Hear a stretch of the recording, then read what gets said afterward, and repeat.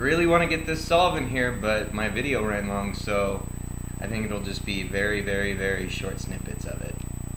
Either way, here we go. Music first. And what do I want? What do I want for my music? Even though I'm in a super MF2 Pucifer. There we go. I don't want to download anything. Meh.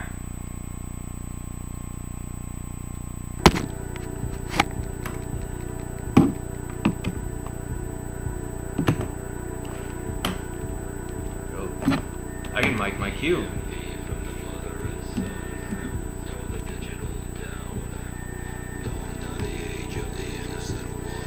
Mic it.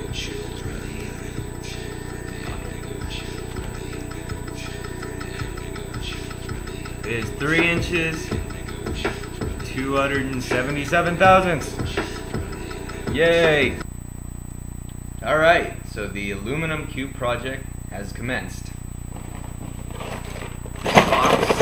This box of parts, that is a potential aluminum cube.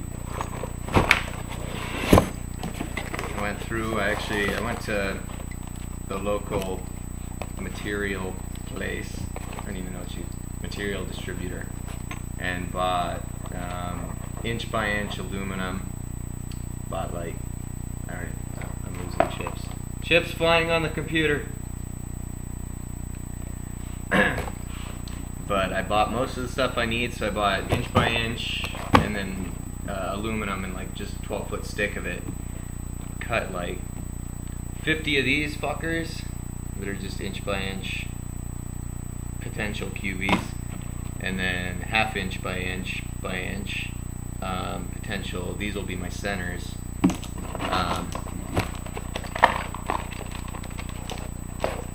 got what I'm going to use for cores. I'm going to use a core, or my core is going to be a 3/4 inch ball bearing. Screws for all the axes to secure the centers that I'm dropping. And I actually found some springs. I think they're going to be too big and a little too tight, but I figure I'll give them a shot. I'll cram them in the sleeves I'm going to make and see how it feels and order new springs accordingly. I should probably just look up what springs they use on a Rubik's Cube, but I figure with the different material it might be slightly different. I mean, these fuckers are huge, you know, they're super long and super fat. I think they will not be anywhere close to what I need, but I found them just lying around the shop, so I figure give it a shot.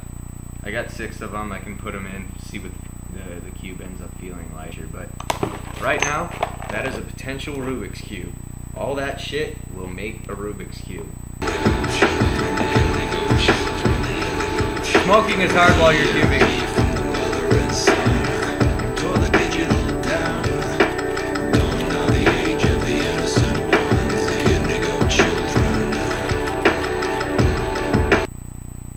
Tapanga! Who fucking remembers Tapanga? You're of my generation, if you remember who Tapanga is. I don't even remember what show that was from, but I had a huge crush on her. And was obsessed with where the fuck her name came from. Because that name just, it makes absolutely no sense. Tapanga. It's the noise a spring would make if you shot it out of a gun. Tapanga! You know, what the fuck?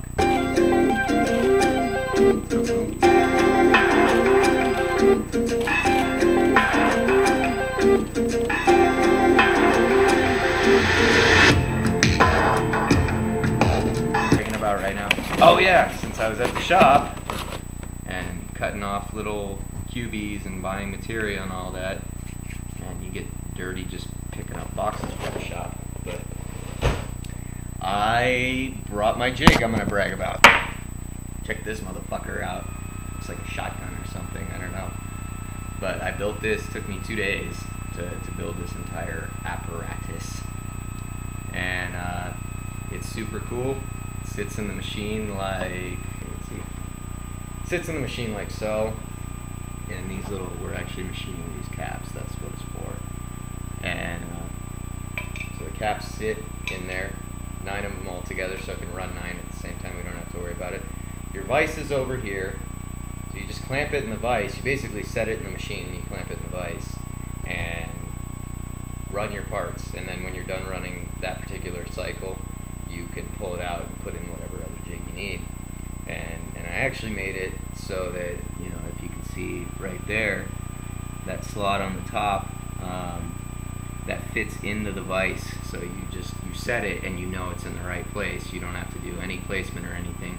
And then this riser right here actually sits in, anyone who's you know, messed with a mill knows that they got those T-slots across the surface. So this sits in 2 of the T-slots to keep from, you know, since this motherfucker is like 20 some odd inches long, to keep it from flexing this way, you know, back and forth. And if necessary, we're gonna run the program once I get it written, and see what happens. I may have to, on this bottom jig, or this bottom little deal, put a piece that clamps around that T on either side to also prevent flex upwards, because, you know, aluminum, anyone who's worked with it tends to build up in the bit. It doesn't like to come out the reliefs, and so when you go to lift your bit out, it gets super sticky. So I'm a little afraid that it's going to flex upwards, but I've taken that into consideration. So I can always put those T's in there, but that would mean rather than just being able to lift it in and out, you'd actually have to loosen some stuff up. And I wanted to avoid that if possible. No parody! Sarge, I think those fuckers are in the trees. You can't hear them? They're there. They're there. There's one! Tapanga! Tapanga! Tapanga!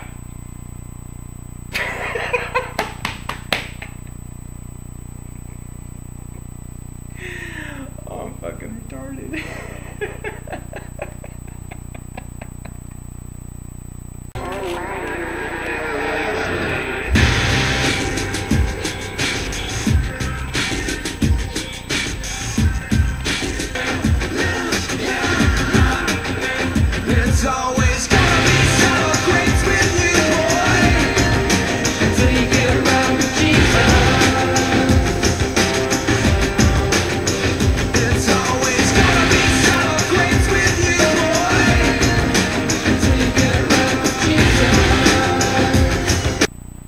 Capped all the bolts I did have to put in, so you don't get coolant sitting in there.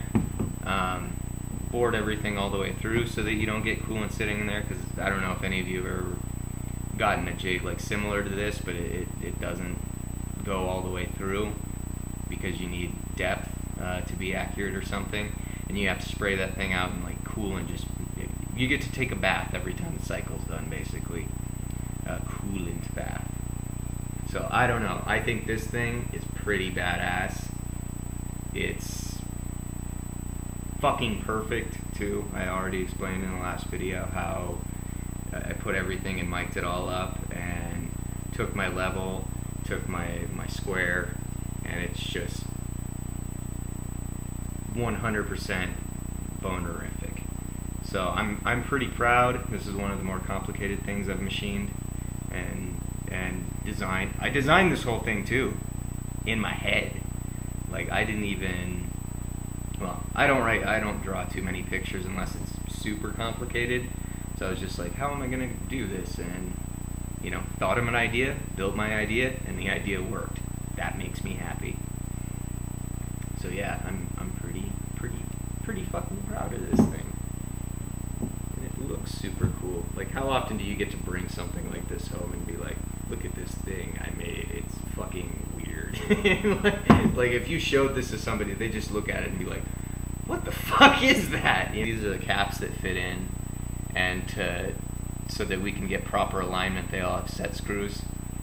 So I'm going to put roll pins on either side of the set screw on every one of these holes, So you know, you slide it into your slot, and then those roll pins will align it properly. And then I think I'm gonna try this first. Hopefully it works. I'm just gonna put a piece of all thread through there and put a solid steel bar across here and just a bolt with a slot on it. And hopefully that will clamp all 9 of them. Not sure if it's gonna work.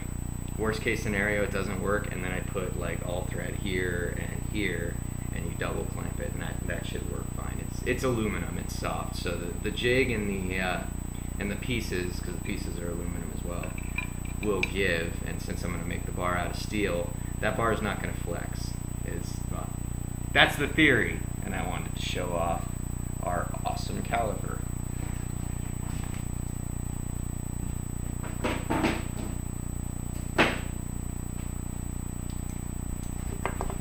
So this is a regular caliper. Most people have seen something like this. This one's a little bit longer than most. It's a 10-inch caliper that I dropped today. Not happy about that, so it's a little wonky now. But yeah, if you can hear that's not cool. That's not what's supposed to happen. But most people have seen at least a 10-inch caliper. We normally use 6 inches. This is the biggest one we have that's actually got the nice dial and things, you know. But this is generally what people use. Well, anyone who's used one also knows that anything past about 7 inches starts to get funny, because those, even with the cover, all those little gears tend to get shit in them. So like anything past about 6.5 inches, you can't use this. So I gotta bust out the man's man caliper, the fucking caliper that you could beat someone to death with. And so we have to bust out this caliper. This is fucking the man's man caliper. It is huge, and it weighs like fucking 15 pounds, you know. That motherfucker is just ridiculous. I just scooched the table out, and the computer all the way out, just to get it in the shot. I mean, that's not even half of it. It's pretty cool. It works kind of like a slide rule, where, you know, you get things close on the one side. Oh, and it does millimeters too, which is nice. I tightened it. But it's got a lock. And so you get it close to wherever you're going. You tighten this little dealio, and then you can crank this one back and forth and line up all your graduations. So, I don't know. Since it's here, and I'm talking about I can mic my face with it.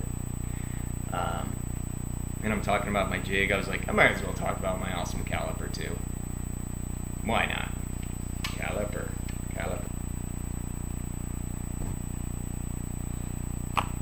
Well, I was going to talk about Feynman some more, but this video ran long, so I guess it'll just be about my cubes and machining.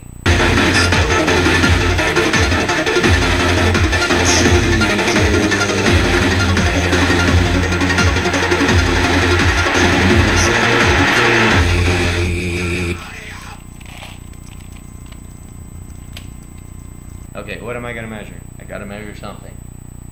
Something interesting though. What is something that we've all wanted to measure? Got it. There. Oh my god, that kind of scares me. A ton of hairs came out. I think that means I'm going to be going bald soon. Okay, I'm going to get one hair. One hair. No, I actually have tons of hairs. Holy shit, a bunch of hairs came out. I'm gonna measure a hair.